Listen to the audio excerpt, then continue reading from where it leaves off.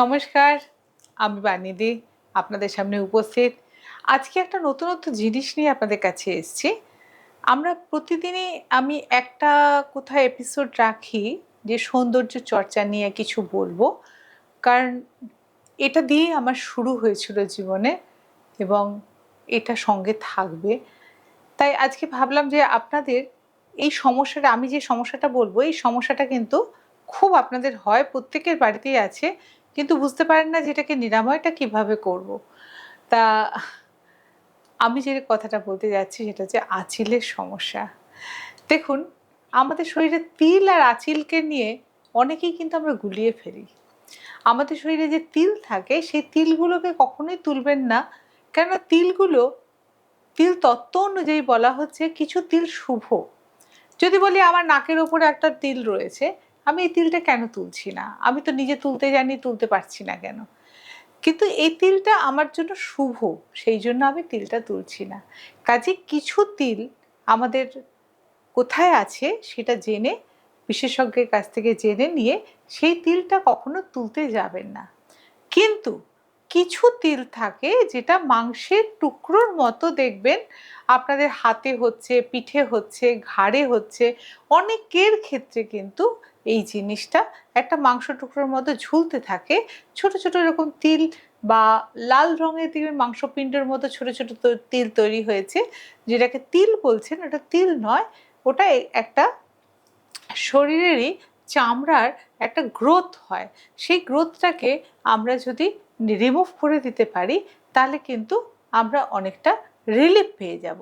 এবং সেটা যদি দেখা যায়, জ্যোতিষশাস্ত্রে বলছে যে ওই যে এক্সট্রা অংশটা ওটা কাদের হয়, সেক্ষেত্রে দেখা যাচ্ছে যাদের রাহু কেতু এই করছে, বিঘ্নিত করছে, তাদের ক্ষেত্রে দেখা যায় যে ওই জিনিসটা কিন্তু ভীষণভাবে এসে যায়। দেখবেন ঘাড়ের কাছে রয়েছে, পিঠের কাছে রয়েছে এবং হাতের মধ্যে রয়েছে এবং মুখেরও অনেক জায়গায় দেখবেন, চোখের কোণে হয়েছে, ঠোঁটের পাশে হয়েছে।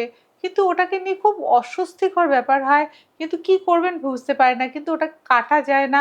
কেউ কেউ বলেন চুন দিলে উঠে যাবে, কেউ বলে চুল দিয়ে বেঁধে রাখলে উঠে যাবে, কেউ বলে যে এখন বিভিন্ন রকমের ক্রিম বেরিয়েছে উঠে যাবে। কিন্তু না, এই যে ক্রিম যেটা বেরিয়েছে, ক্রিমটা দিয়ে আপনি হয়তো করলেন, ওপর থেকে কেটে বেরিয়ে গেল, কিন্তু ওর রুটটা কিন্তু রয়ে গেল, আবারও আসবে। আমাদের পদ্ধতি হলো, মানে আমার পদ্ধতি হলো, আমি যে উপায়ে আয়ুর্বেদিক পদ্ধতিতে জিনিসটাকে তুলে দিই বা আমি যে মেশিন প্রয়োগ করি সেটা ইম্পোর্টেড মেশিন। এবং সেই মেশিনের সাহায্যে আপনাকে যখন আমি সেই জিনিসটি তুলে দেব, আর কিন্তু জীবনে আপনার সেই জায়গা থেকে আর কোনো গ্রোথ বেরোবে না। এবং আপনার জীবন থেকে রাহু কেতুর প্রভাবটাও দেখবেন কেটে গেছে এবং আপনি অনেক ভালো আছেন। আপনি দেখবেন ওগুলো যাদের থাকে, একটু লক্ষ্য করে দেখবেন, তাদের ক্ষেত্রে জীবনে ভীষণ ফ্যামিলি প্রবলেমটা এসে যায়। যাদের যাদের আছে একটু খেয়াল করে প্রত্যেকে দেখবেন এবং আমাকে ফোন করে জানাবেন যে তাদের ক্ষেত্রে কিন্তু ফ্যামিলি প্রবলেম বলতে হাজব্যান্ড ওয়াইফের মিলমিশ থাকে না, বা ছেলে মেয়েদের সঙ্গেও কিন্তু দেখবেন সম্পর্কগুলো খুব ভালো হয় না। আর সবচেয়ে বড় কথা, নিজে একটা সবসময় একটা আনইজিনেসের মধ্যে চলতে পারি। তা সেই ক্ষেত্রে সেটা যখন নিরাময়ের ভালো রাস্তা আছে, আমি বহু মানুষকে এই কাজ করেছি এবং আজকে আমার এই সাদা চুল যে দেখছেন, একটা সময় আমি দূরদর্শন বলুন, বিভিন্ন ন্যাশনাল চ্যানেলে বিভিন্ন কাজ করেছি এবং সেখানে এইসব ট্রিটমেন্ট আমার কাছে নখদর্পণে। কাজেই নির্ভয়ে বহু মানুষ, একজন 75 ইয়ার্স ওল্ড লেডি, সবাই যেখানে তাকে না করে দিয়েছিল, তার বুকের কাছে একটা এত বড় হয়েছিল। তিনি তার বাড়ির লোক ভয় পাচ্ছিল যে এটা তুলবেন না। উনি কারুর কথা না শুনে সোজা একদিন আমার কাছে, তখন পুজোর দেবীপক্ষ পড়ে গেছেন, উনি আমার কাছে এলেন। জানি না উনি কেন এসেছিলেন, ওনার সঙ্গে আর কোনোদিনও আমার দেখাও হয়নি। উনি কে ছিলেন তাও আমি বলতে পারবো না। ওনার ঠিকানায় ফোন করেছি, ফোনেও আমি পাইনি। কিন্তু উনি ওই অত বড় আঁচিলটি নিয়ে আমার কাছে এসেছিলেন যে মা, তুমি আমাকে এটা থেকে মুক্তি দাও, আমি ভালো শাড়ি পরতে পারি না, বুকের কাছে দেখা যায়, তাই এইটা আমাকে একটুখানি রিমুভ করে দাও। আপনারা ভাবতে পারবেন না, সেদিন 1 ঘন্টা আমার সময় গেছিল। আমার এই আঁচিল তোলার কাজ করতে আমার 10 থেকে 15 মিনিট লাগে, আমার বেশিক্ষণ লাগে না। তা সেখানে সেদিন আমি 1 ঘন্টা সময় দিয়ে ওনাকে পুরোটা রিমুভ করে দিয়েছিলাম এবং উনি বাড়ি গিয়ে আমাকে ফোনটা করেছিলেন এবং ফোন কোথায় বাড়ি আমি তাও বলতে পারবো না, কিন্তু উনি ফোন করে বললেন যে দুর্গাপুজোয় আমি 3 দিন উপোস থাকি, আমি ছিলাম মা, আমি স্নান করেছি, সব করেছি, আমার কোনো প্রবলেম হয়নি এবং সেই দাগটা অবধি মিলিয়ে গেছে।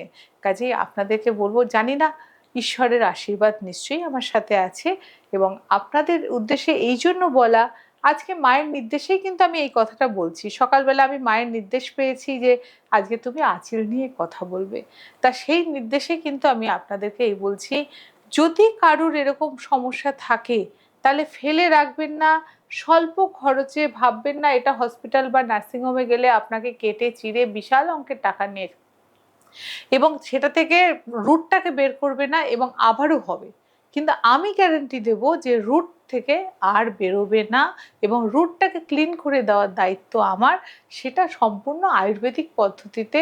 এবং আমি নাম আবারও বলবো না, বেশ কিছু অ্যাস্ট্রোলজার আমার কাছ থেকে গিয়ে করিয়ে নিয়ে এসছেন, বহু পরিচিত বহু ভালো মানুষেরা, সবাই ভালো মানুষ, তারা আমাকে বিশ্বাস করেছেন, তারা কাজ করেছেন।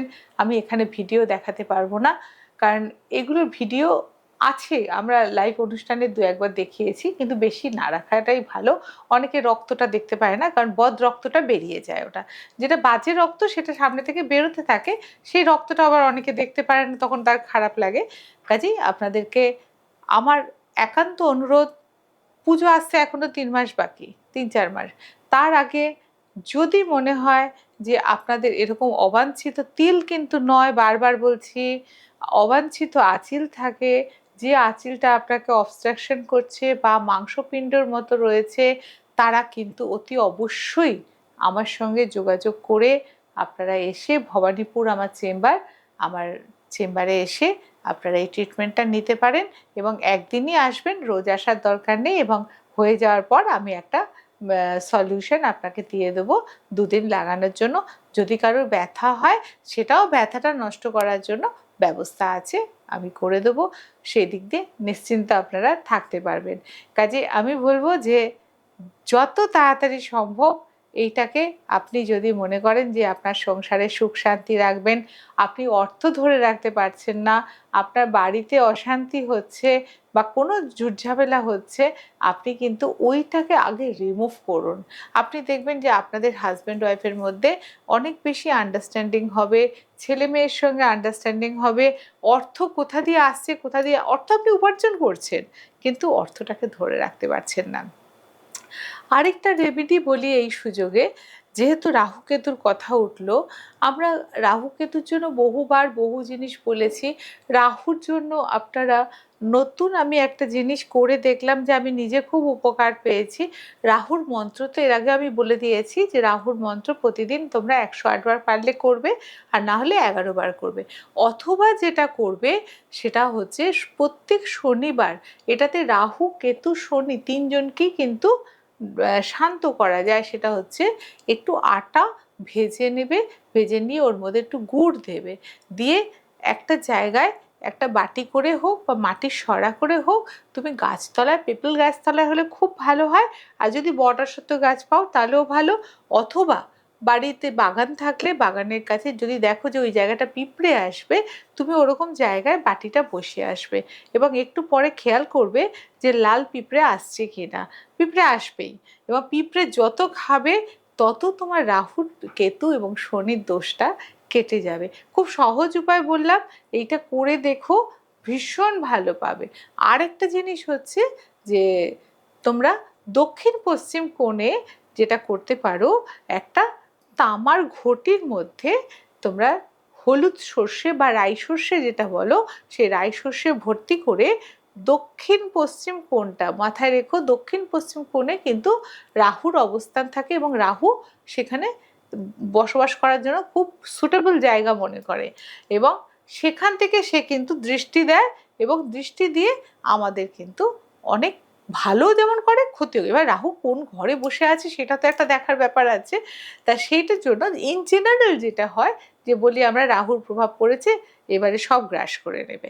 তা সেই ক্ষেত্রে তোমরা কিন্তু দেখবে অর্থ কষ্ট থেকে দূর হবে। সবচেয়ে সমস্যা হচ্ছে যে অর্থ ধরে রাখা যায় না, ধার দেনা হয়ে যায়। তাদের জন্য বলছি যে তোমরা পয়সা কড়ির দিক থেকে দেখবে শান্তি পাবে এবং অর্থকে ধরে রাখতে পারবে। তামার ঘটি বা তামার একটা ছোট্ট ঘটি কিনে নেবে, ভর্তি করে হলুদ সর্ষে দক্ষিণ পশ্চিম কোণে বসিয়ে রেখে দাও এবং একটু ধূপকাঠি যদি পারো সন্ধেবেলা যখন ঠাকুরকে দেখাচ্ছ ওখানেও একটুখানি দেখাবে, বিশেষ করে শনিবার। তাহলে কি হবে না, তোমার এই যে অর্থকষ্ট বা রাহু কেতুর প্রভাবটা এইগুলো থেকে তুমি কিন্তু বেরিয়ে আসতে পারবে। আমার মনে হয় এইটা এই আঁচিলকে বলতে গিয়ে কিন্তু রাহু কেতুর কথাটাও আমার কিন্তু চলে এলো, এই জন্য এর সঙ্গে এটা সম্পর্কিত।